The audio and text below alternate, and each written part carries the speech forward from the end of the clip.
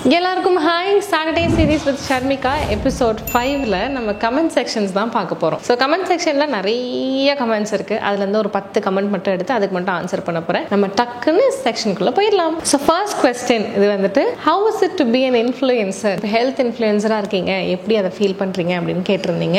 அது எப்படி இருக்குன்னா, இன்ஃப்ளூயன்சராக இருக்கிறத விட ரொம்ப ரொம்ப ரொம்ப ரெஸ்பான்சிபிலிட்டி ஜாஸ்தி ஆயிடுச்சு. சும்மாலாம் நான் வெளியே போகும்போது நான் ஃப்ரெஞ்ச் ஃப்ரைஸ் சாப்பிடுவேன், அது சாப்பிடுவேன், பயங்கரமான மோசமான உணவுகள் சாப்பிடுவேன், உட்காந்து சீஸ் தோசையை கட்டுன்னு கட்டுவேன். ஆனா இப்போ ஒரு ஹெல்த் இன்ஃப்ளூயன்சர் நிறைய பேருக்கு தெரியறனால என்ன ஆயிடுதுன்னா, எதையாவது நான் சாப்பிடும்போது இது என்ன சொல்லுது, இது என்ன பண்ணுது அப்படிங்கிற மாதிரி எனக்கே ஒரு மாதிரி கில்ட் ட்ரிப் ஆயிடுது. அதனால நான் என்னைக்கு இந்த மாதிரி கொஞ்சம் மற்றவங்களுக்கு நம்மளை தெரியற மாதிரி ஆச்சோ, அதுக்கப்புறம் என்ன ஆயிடுச்சு, நான் மொத்தமாவே இந்த விஷயங்கள்லாம் சாப்பிட்றத அப்படியே ஸ்டாப் பண்ணிட்டேன். வெளியே போனால் இதெல்லாம் நான் சாப்பிட்றதே இல்லை. அண்ட் ரெண்டாவது விஷயம் வந்துட்டு, நான் நார்மலாக வெளியே போகும்போது ரொம்ப பிச்சைக்கார மாதிரி போவேன்னு வச்சுக்கோங்களேன். ஒரு கொண்டை போட்டு நான் பாட்டு கிளம்பி போவேன், எதை பற்றியும் கவலைப்பட மாட்டேன், ட்ரெஸ்ஸிங் எதுவுமே இருக்காது. இப்போ வந்துட்டு நீட்டாக கிளம்பி போகிறேன், ப்ரெசென்டபிளாக கிளம்பி போகிறேன். 4 பேர் நம்மளை பார்ப்பாங்க, ஏதாவது 4 ஃபோட்டோலாம் எடுக்கணும் அப்படின்னு நினைச்சாங்கன்னா நம்ம கொஞ்சம் ப்ரெசென்டபிளாக இருக்கணும்ல. அது அப்படி இருந்து என்ன ஆயிடுச்சு, நான் அப்படியே மாறிட்டேன். அதனால தான் உங்களுக்கு நான் வந்துட்டு டிப்ஸ் கொடுக்கும் போதே ஆல்வேஸ் பி ப்ரெசென்டபிள். எப்போ யார் நம்மளை வந்து பார்த்தாலும் நம்ம ப்ரெசென்டபிளாக இருக்கணும். உங்களை பார்த்தாலே ஒரு புத்துணர்ச்சியாக இருக்குப்பா அப்படிங்கிற மாதிரி நம்மளை காமிச்சுக்கணும் மற்றவங்களுக்கு அப்படிங்கிறது நான் சொல்லிடுறேன் ஒரு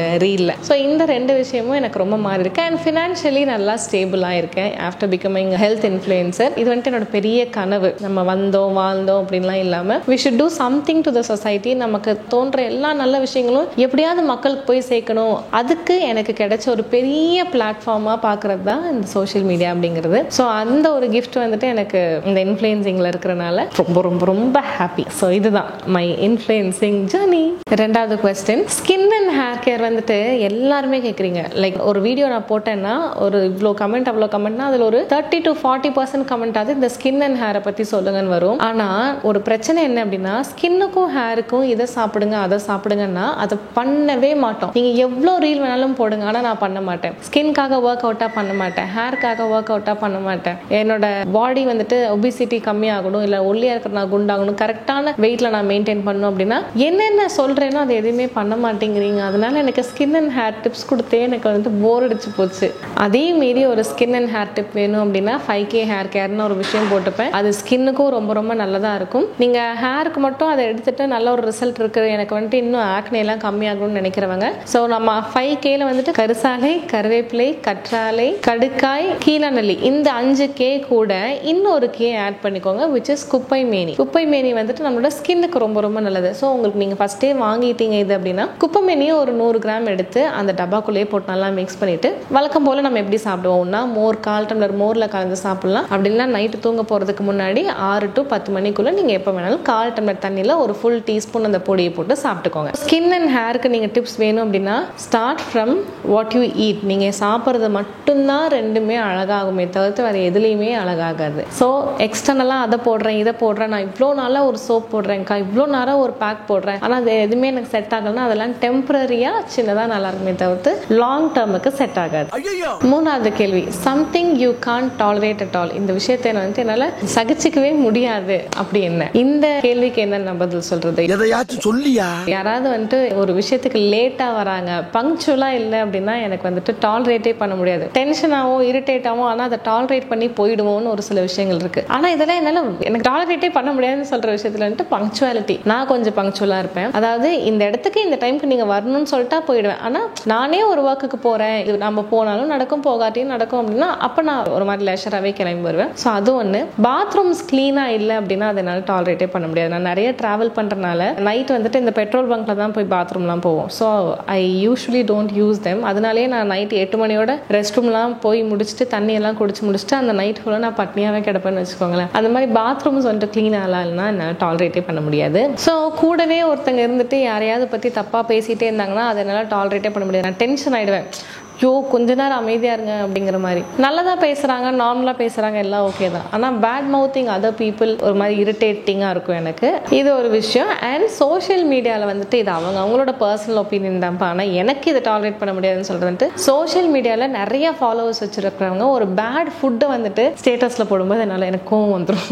ஏன்னா அந்த விஷயத்தை பற்றி எத்தனை பேர் தெரியுமா அதை வாங்குவாங்க. இப்போ ஒரு சின்னதாக ஒரு லேஸ் பேக்கெட் போடுறாங்கன்னா அன்னைக்கு லேஸோட இது ரொம்ப ஜாஸ்தியாக இருக்கும், நிறைய பேர் அதை வாங்குவாங்க. அதுலேயே ஒரு கடலை உருண்டை போடுறீங்க, ஒரு ப்ரோட்டீன் பார் போடுறீங்கன்னா அதை வாங்குவாங்க. கண்டிப்பாக அந்த கண் பசி தீக்கிறதுக்கு அந்த பேட் ஃபுட் வந்துட்டு அது இன்ஃப்ளூயன்ஸ் பண்ணும்போது எனக்கு ஒரு மாதிரி டென்ஷன் ஆகும். ஸோ இதெல்லாம் வந்துட்டு என்னால் டாலரேட்டே பண்ணிக்க முடியாது. வாங்க பழகலாம்ல ஜாயின் பண்ணணும்னா என்ன பண்ணணும் அப்படின்னு கேட்டிருக்காங்க நிறைய பேர். நான் ரீல் போட்டேன், வாங்க பழகலாம் இன்னைக்கு ஜாயின் ஆகுது, இன்னைக்கு வந்துட்டு என்ட்ரிஸ்லாம் இருக்குன்னு போட்ட உடனே கரெக்டாக ஒரு 10 to 12 ஹவர்ஸில் அந்த வீடியோ நாங்கள் எடுத்துருவோம். அந்த ஹார்ஸ்க்குள்ளே எத்தனை பேர் வந்துட்டு அந்த வாட்ஸ்அப்பில் first come first serve first கேட்டு ஒரு 5 மினிட்ஸ்க்குள்ளே பேமெண்ட் முடிஞ்சிருச்சுன்னா அவங்களுக்கு டக்குன்னு நாங்கள் வந்துட்டு ஸ்லாட்ஸ் எல்லாம் எடுத்து போட்டுருவோம். இன்னைக்கு கேட்டுட்டு நாளைக்கு பேமெண்ட் பண்ணுறேன்னு சொன்னீங்கன்னா அதுக்குள்ளே ஃபர்ஸ்ட் ஒரு 25 பீப்புள் தான் நாங்கள் எடுக்கிறோம், 50 பேர் தான் எடுக்கிறோம்னா அந்த 50 பேர் முடிஞ்சிருச்சுன்னா we'll just stop the enrolment. அதுக்கப்புறம் பே பண்ணுறவங்களுக்கு திருப்பி பேக் வேண்டான்னு சொல்லி அனுப்பி விட்டுருவோம். This is how it works. So this is about Vaanga Pazhagalam. And வாங்க பழகலாம்னா என்ன அப்படின்னா இது ஒரு வெயிட் லாஸ். வாட்ஸ்அப்பில் ஒரு குரூப்பில் ஒரு 25 to 30 to 50 பேர் இருப்பாங்க. என்னோட ஸ்கெடியூலை பொறுத்து நான் எடுப்பேன். அப்படி இருக்கும்போது அவங்களுக்குள்ள எல்லாத்துக்கும் ஒரு காமனான ஒரு டயட் கொடுப்பேன். அந்த காமன் டயட்ல நிறைய ரூல்ஸ் இருக்கும். அவங்க உள்ள பே பண்றதுக்கு முன்னாடியே will give a set of rules. இவங்கெல்லாம் வரக்கூடாது, இவங்கெல்லாம் வரணும்னு சொல்லிட்டு ஒரு ரூல்ஸ் இருக்கும். ஸோ அதெல்லாம் ஓகேன்னு உள்ள வந்தவங்களுக்கு ஒரு காமன் டயட் கொடுத்து அவங்கவுங்களுக்கு தனித்தனியாக டெய்லி அவங்களுக்கான டவுட்ஸ் எல்லாத்தையும் கிளியர் பண்ணி recording weight loss and healthy lifestyle மட்டும் ரிகார்டிங் அதை மட்டும் நான் ரெடி பண்ணி கொடுத்துட்டு ஒரு 1 மந்த்க்குள்ள அவங்களோட ஹெல்தி லைஃப் ஸ்டைலுக்கு மாற்றி விடுறது தான் வாங்க பழகலாம். ஸோ அதுக்கு வந்துட்டு முன்னாடியே நான் காசு கொடுத்து வெயிட் பண்ணட்டுமா அந்த மாதிரி it doesn't work like that. First come first serve அந்த மாதிரி தான். What are you grateful for அப்படின்னு சொல்லிட்டு நம்மளா ஒரு கொஸ்டின் வச்சுக்கோங்களேன். நான் எந்த விஷயத்துக்கு கிரேட்ஃபுல் அப்படின்னு சொன்னால் கண்ணை மூடிட்டு நான் ஒன்று தான் சொல்வேன். நான் பண்ணுற வேலைக்கு நான் ரொம்ப ரொம்ப ரொம்ப கிரேட்ஃபுல். கிரேட்ஃபுல்னா நன்றி உள்ளதா நீங்கள் எதை ஃபீல் பண்ணுறீங்க அப்படின்னு கேட்குறது. ஏன்னா இந்த ஒரு வேலை என்னை நிறைய விஷயங்கள்லேருந்து காப்பாற்றும். எனக்கு ஒரு மோசமான மூட் இருக்குன்னா அந்த வேலையில் இருக்கிற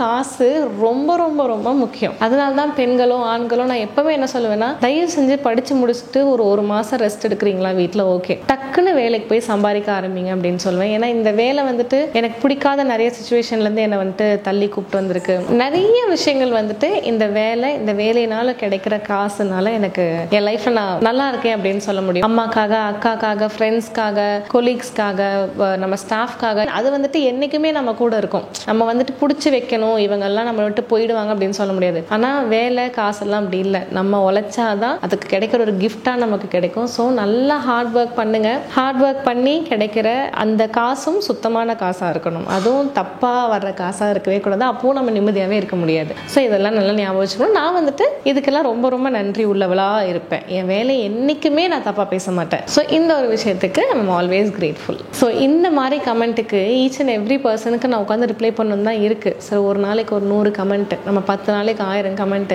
சோஷியல் மீடியாவில் வந்து போட்டுட்டு அதுக்கப்புறம் அது எவ்வளோ வியூஸ் போயிருக்கு, எவ்வளோ லைக்ஸ் போயிருக்குன்னு கூட நான் பார்க்க மாட்டோம். அந்த அளவுக்கு நம்ம ரியல் லைஃப்ல கொஞ்சம் பிஸியாக இருக்கும். ஏன்னா வி ஆர் டாக்டர்ஸ். இந்த மீடியாவில் போடுறதே தனியாக ஒரு டைம் எடுத்து அதுக்குன்னு ஒரு டே ஆஃப் எடுத்து நம்ம பண்ணிட்டு இருக்கோம்னு வச்சுக்கோங்களேன். ஸோ அதனால கமெண்ட்ல வந்துட்டு எனக்கு இந்த மாதிரி இருக்கு, நான் 42 வயசு, எனக்கு இந்த மாதிரி மெனோபாஸ் ஆகுதா, இல்லைனா எனக்கு பாப்பாக்காக, அப்படி இல்லைனா டயபெட்டிஸ் இருக்கு, உங்களோட ப்ராப்ளம்ஸை ஃபுல்லாக கமெண்ட்ல எழுதி அதுக்கு ரிப்ளை வரும் அப்படின்னு நினைக்கிறது வந்துட்டு எனக்கு என்ன சொல்றதுன்னே தெரியல. It is impossible to reply to such things. ஏன்னா நான் அப்படி ரிப்ளை பண்ணணும்னே நினைச்சாலும் I can't give a temporary solution அங்கே கொடுக்கவே முடியாது. ப்ராப்ளம் நம்ம உடம்புல ஒரு நோய் இருக்கு, ஒரு பிரச்சனை இருக்குன்னா கண்டிப்பா நீங்க நேரா ஹாஸ்பிட்டல் தான் வந்து விசிட் பண்ணணும். ஹாஸ்பிட்டல்ல விசிட் பண்ணும்போது நம்ம சீஃப் டாக்டர்ஸ்லாம் பார்த்ததுக்கு அப்புறம் ரிப்போர்ட்ஸ் அண்ட் ரிவ்யூஸ்லாம் வச்சு நான் உங்களை ஃபுல்லா பார்ப்பேன். பார்த்துட்டு உங்களுக்கு நீட்டா ஒரு பிளான் போட்டு நம்ம கொடுப்போம்னு வச்சுக்கோங்களேன். This is how it works. So கமெண்ட்ல வந்துட்டு இத்தனையும் நான் படிப்பேன். படிச்சுட்டு என்ன இவங்களுக்கு நம்ம ஹெல்ப் பண்ண முடியாம போதே அப்படிங்கிற ஒரு சின்ன கில்ட் இருக்கும். அதனால இந்த மாதிரி கமெண்ட் வந்துட்டு பண்ணாதீங்க. ஏதாவது டவுட்ஸ் அப்படியே இருந்ததுன்னா சின்னதா இருந்தாலும் ஒன்னா நேர்ல வந்து பார்த்து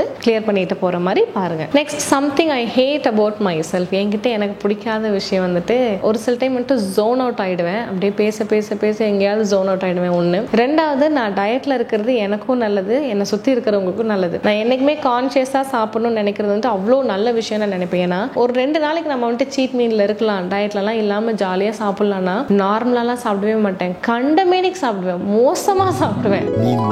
சாட்டர்டே சண்டே ஆனா இப்படிதான் என் பேச்சு நானே சிம்ரன்ஸ் என்னடா டிஸ்டர்ப் பண்ணாத ரோமிகா. என்னமா பண்றீங்க? Actually this is a white pumpkin with curd. pumpkin pachadi BP. அதனால இட் இஸ் ஆல்வேஸ் என்ன சொல்றது, being on a diet good for me and for the people around me அப்படின்னு தான் சொல்லுவேன். மூணாவது என்கிட்ட எனக்கு பிடிக்காதது அப்படின்னு சொன்னா, ரெண்டா யோசிப்பேன் எப்பவுமே. திடீர்னு ஒரு நாள் நம்ம நல்லா ஒரு மாசம் என்ன பண்ணுவேன்னா, எதுவுமே வாங்க மாட்டேன். அப்படியே இருக்கிற ஒரு 300 ரூபாய் ஹேண்ட்பேக், ஒரு 400 ரூபாய் வாட்ச் இப்படி கட்டிட்டே சுத்துவேன். திடீர்னு வந்துட்டு எனக்கு நினைப்பு மட்டும் போகும், ஆனா வாங்க மாட்டேன். நம்ம இவ்வளோ காஸ்ட்லியா, இவ்வளோ நல்லா, அப்படி இப்படி லாவிஷா அப்படின்னு யோசிப்பேன் ஆனா பண்ண மாட்டேன். ஆனா இந்த ரெண்டு எக்ஸ்ட்ரீம்ஸ் வந்துட்டு எனக்கு எப்பவுமே இருக்கும். அது என்னைக்கு ஒன்னா மாறப்போகுதுன்னு எனக்கு தெரியல. அது ஒண்ணு எனக்கு பிடிக்காதுன்னு சொல்ல மாட்டேன், ஏன் நம்ம இப்படி இருக்கோம் அப்படின்னு எனக்கு தோணும். Finally I hate being sick. எனக்கு உடம்பு சரியில்லைன்னா நான் ஒரு அமீபா மாதிரி கொயான்னு மாறிடுன்னு வச்சுக்கோங்களேன். ஒரு இந்த தாங்குற ஒரு கெப்பாசிட்டியே இருக்காது. ஒரேடியா ஒரு 10 நாளைக்கு தூங்கிடுவேன். அந்த மாதிரி ஒரு பேட் கேர்ள் நான். So I usually hate myself being sick. அடுத்து நம்ம என்ன பார்க்க போறோம் அப்படின்னா, சாட்டர்டே சீரீஸ் வித் ஷர்மிகால எபிசோட் 6ல வந்துட்டு பாட்காஸ்ட் வரப்போகுது. யார் அந்த பாட்காஸ்ட் செலிபிரிட்டி அப்படிங்கிறது கெஸ்ஸிங் இன் யுவர் கமெண்ட்ஸ்.